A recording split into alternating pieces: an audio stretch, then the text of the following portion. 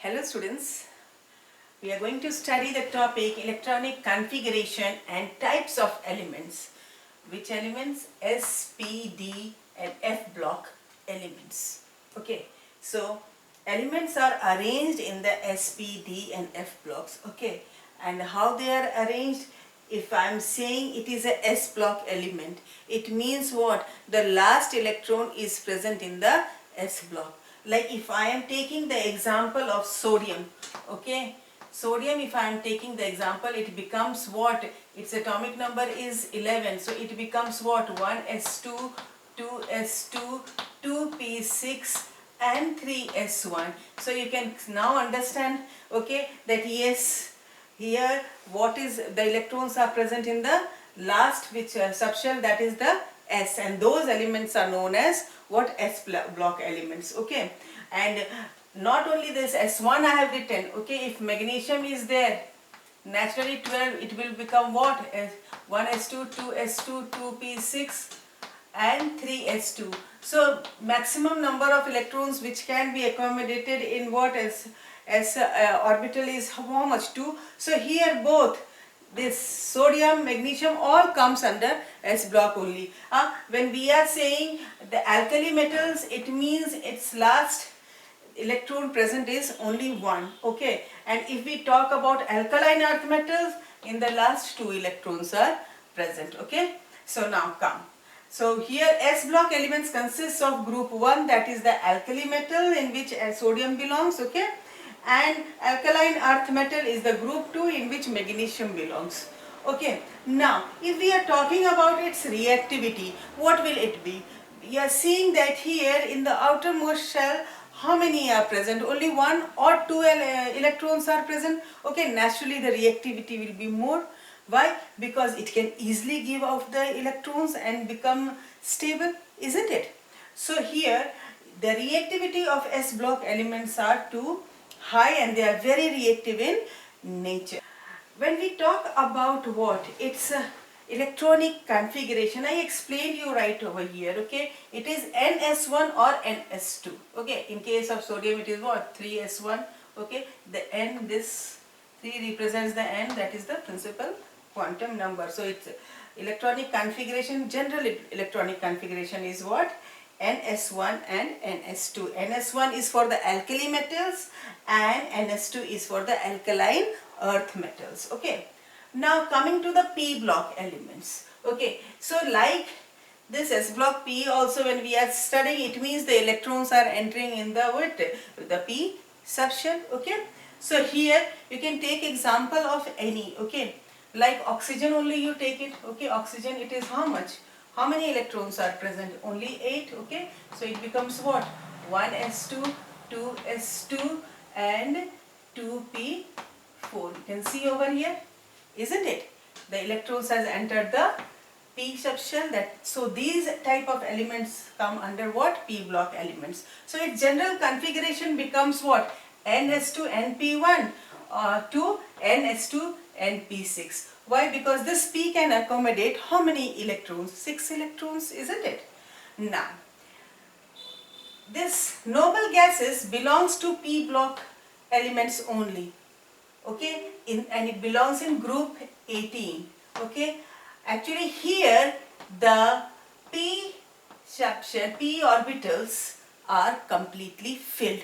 It consists of what? At the last 6 electrons in its P orbital. Okay, now if we talk about the halogens, they are also very reactive. Why? Because they can take the electron and become stable. Okay, any element you can take. I am taking off fluorine over here. It is 9, isn't it? So it becomes what? 1s2, 2s2, 2p. How much it will come? 5. Isn't it? It means it is requiring what? 1 electron to be stable in the last in the last shell, isn't it? So these halogens belong to group 17. Okay, and they are also very reactive in nature. Coming to the chalcogen, okay, group, chalcogen family. Okay, it belongs to group 16. Examples of chalcogen is what? oxygen, sulfur and all. Okay, it belongs to chalcogen family. Now coming to D block elements. Okay, when we are talking about D block elements, it means the electrons have now entered the D orbitals, and it is in the outer side. It means the outermost electrons are in the D orbitals. So its configuration becomes what? N minus 1, D 1 to 10 and N S 0 to 2. This is why it is coming like that. Because of the above principle you have studied, it will become what? N minus 1, whatever the shell is, minus 1, due to obeying which law? The above principle. Okay, these D block elements are known as transition elements. Why they are known as transition elements? When you see the periodic table, on the left hand side of the periodic table, you can see what? The S block elements are present, and they are mainly basically metals in nature, isn't it? And what P block elements? Here all the non-metals are present, and it is present in the right side of the what? Periodic table, and this D block elements comes in between. So there is a transition from the metal to the non-metal, and so they are known as what?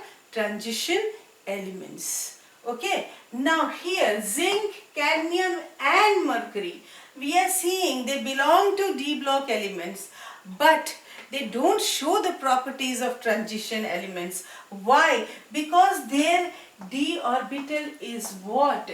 Completely filled. Okay, and as the result, what happens? They can't show the property of transition. If the orbitals are free to be filled, the D orbitals, then only they can show the property of transition elements. Okay, so now coming to the F block elements. Okay, here it means the electrons now is present in the outermost shell in the F orbitals. Okay, so here what it consists of? It consists of lanthanoids and actinoids. Okay, lanthanoids is from atomic number 58 to atomic number 71. It means it is from cerium to lutetium. Okay, here you will see the oxidation states are very large. Okay, actually here atomic number is more. Naturally in these there will be the difference, okay, in the elements, because here you will later study about lanthanoid and actinoid contractions. Okay, because of that you will see their oxidation states becomes entirely very different. It is too large in nature. Okay, now here actinoids, it is from atomic number 90 to atomic number 103. Okay, it means it is from thorium to lawrencium. Okay, here you will see that it is what? N, it's general electronic configuration. It is N minus 2 F1 to 14 and N minus 1 D0 to 1 and NS2. We have seen this is again, this general configuration is according to what? F-Bowes principle. Okay, here you will see that actinoids mainly are radioactive in nature. Okay, and they are not found in large quantities, they are found in only small quantities, and they are too reactive in nature as they are radioactive elements. Okay, and here you will see elements after uranium. Uranium atomic number is 92. After uranium, it is known as transuranium elements. In the previous video, I have said that yes, about lawrencium, the naming of it 103. Okay, but now also elements are being discovered whose atomic number is too much. Okay, too large, I'll say. Okay, how it is named? It is named according to the nomenclature of these elements I have shown in the last video. Okay. So before starting this topic, I would like to say you, helium, it is a S block element, but it is placed in the P block. Why it is placed in the P block elements along with the noble gases? Because what happens in this group 18 you are seeing, they are all noble gases, okay, noble elements. Why? Because their octet is complete. Here in helium, its duplet is complete as it consists of only 2 electrons. So its behavior becomes like that of the noble gases, and as its chemical and physical properties are similar to that of the noble gases, this helium is placed in p block along with the noble gases. Okay. Now coming to the topic, periodic tense and properties. Okay, here we are going to study the physical properties. So physical properties, when we are going to study, the first property which we are going to study is atomic radius. Okay, to take out atomic radius, it is not so easy. Okay, so because why it is not easy? Because we are saying there is probability of finding the electrons. Okay, so we don't know the exact place where the electron is being found, and as the result atomic radius to take out, it becomes difficult. Okay, so in order to take out the atomic radius, we take out different radius like covalent radius, metallic radius, van der Waals radius and ionic radius. Okay, these we take out in order to know the atomic radius of the element. And actually here we are saying these all radius which we have said to you right now, it is formed by a bond. Okay, so first is what? The covalent radius. So what do you mean by this covalent radius? Okay, so here it is written that chlorine molecule has got the atomic radius of 198 picometer, and chlorine atom element has got how much? 99 picometer. So here you can see chlorine, okay, electrons are being shared. Okay, last it is present how much? 7, isn't it? And here also, so 2 electrons are being shared over here, isn't it? So here we will take the center of this atom of this chlorine, and here also the center. Okay, and what will be doing? Joining it. Okay, but this is not the covalent radius. Actually it is the internuclear distance, half the internuclear distance of the two atoms. So here of this chlorine, here this is the covalent radius, and if we are talking of only one, it becomes, here whole it is how much? Whole it is 198 picometer, and if we want to take only this of chlorine, it becomes the half just, so divided by 2, it becomes how much? 99 picometer. Okay, so this is what the covalent radius, how we take out. Okay, now coming to the metallic radius. Okay, metallic radius, when we are saying, it means here the atoms of what the metals are involved. Okay, so suppose if I am saying about the copper element. Okay, so here you will see it is bonded by another copper, isn't it? Actually here what is there? Delocalization of electrons are there, isn't it? So total when we are seeing, okay, the distance comes to be 256. But if I am saying only of one, again it becomes the half the distance, so it becomes how much? 128 picometer. Okay, but here if we are saying about the van der Waals radii, okay, so what is this van der Waals radii? Actually here you will see there is a difference between this van der Waals radii from the covalent radius. How? You will see here actually bonded molecule is present over here, another bonded molecule present over here. Okay, so when we are talking about this, okay, so this is what? The covalent radius, isn't it? This is covalent radius. Okay, here also this is what? The covalent radius, isn't it? Now how can we now say the van der Waals? These two, okay, it is found in case of what? The solids. Okay, here you will see this is the distance from this to the middle of the distance of this sharing molecules, okay, which are present in the neighboring form as neighbors from the molecule which has been found. Okay, so this is known as what? the van der Waal radii.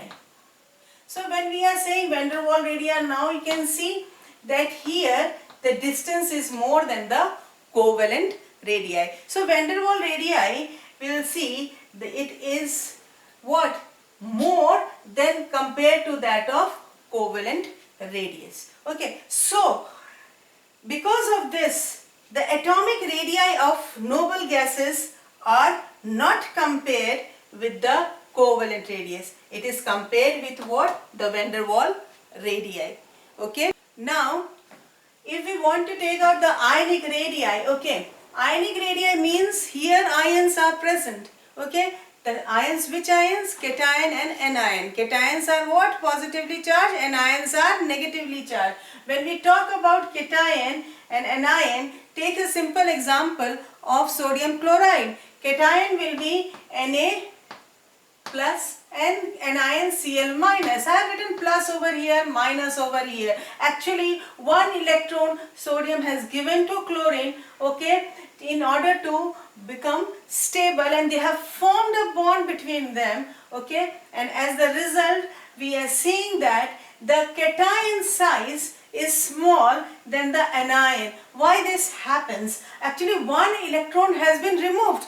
Now the nuclear charge is more effective for the rest of the electrons present in this sodium ion, okay, and as a result it can attract those electrons more effectively, or it can pull those electrons more easily rather than if one more was present, okay, and as the result making the size small. One more reason is there. As it is giving one of the electron to chlorine, naturally what will happen? One shell is only removed out if one electron sodium gives to chlorine, and as the result its size becomes small. Here chlorine, it is taking one more electron, okay, in from what? Sodium to complete it octet, isn't it? Naturally now the nuclear charge present in the nucleus become less effective rather than earlier, because here more electrons are now right present over there, and as the result what will happen?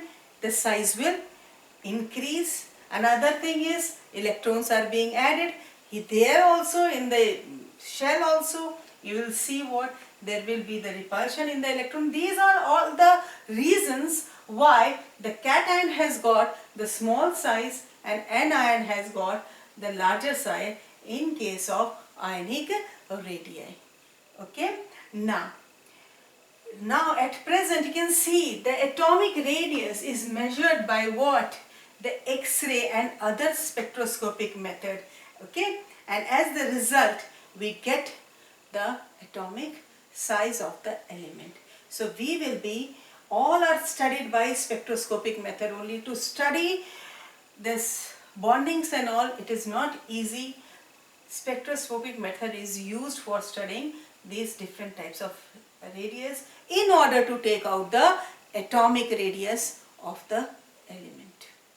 When we are talking about the atomic radius, what happens? In this we see the atomic radius along a period goes on decreasing from left to right. Why does this happen? Actually, the electrons in the last shell are being added, okay, in the same shell, okay, and as the result here the number of electrons in the last shell is being what? Increased. And if it is increased, now the nucleus will, which has got the positive charge, will pull the shells towards itself, because it is consisting of negatively charged electrons, and as the result, more the number of electrons in the last shell, more the force of the pull of the nuclear charge it will be, and as the result the size decreases from left to right in the periodic table.